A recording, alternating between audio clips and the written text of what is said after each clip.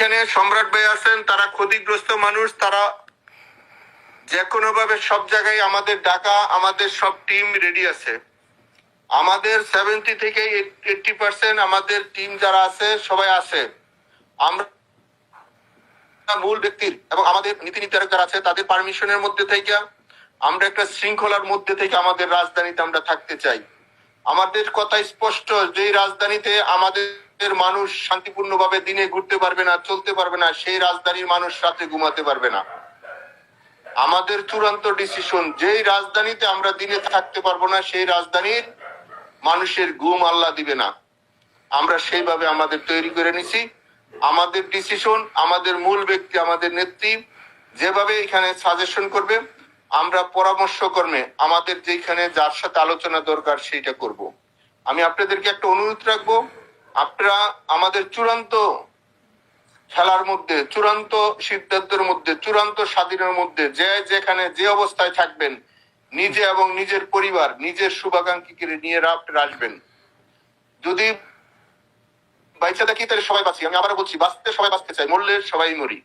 কারণ মরতে হবে ভাই, 70 বছর আর 100 বছর আর 50 বছর আর 40 বছরে মৃত্যু আমাদের নির্ধারিত আছে।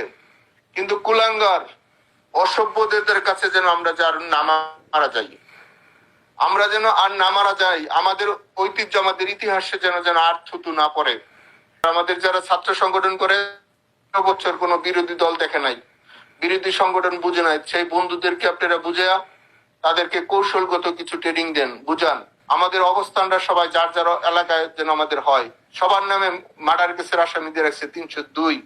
এভাবে একটা মানুষ বাঁচতে পারে না ভাই, সেই হিসাবে বাঁচতে পারেন আপনারা। ঠিক হয়েছে, বক্তৃতা আমরা 16 বছর অনেক দিছি, আর বক্তৃতা দরকার নেই, এখন কাজের দরকার।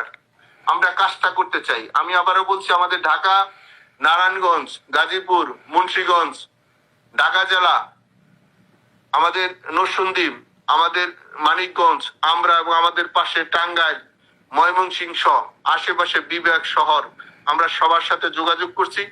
সময় পরিস্থিতিতে আমরা যা করার দরকার তাই করব। সেই হিসাবে আমরা আমাদের বড় ভাই, ছোট ভাই, আমরা যারা আছি একসাথে মিলে কাজটা করতে চাই।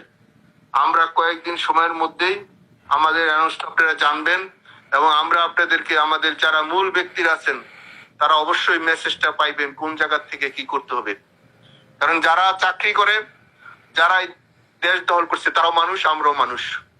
সেই হিসেবে আমরাও মানুষ হিসেবে প্রমাণ করে দিতে চাই আমরা কার সৈনিক, আমরা কার আদর্শ আছি, বক্তৃতায় নয়। আমরা কর্ম দিয়ে বলবো আমরা অমুকের সৈনিক।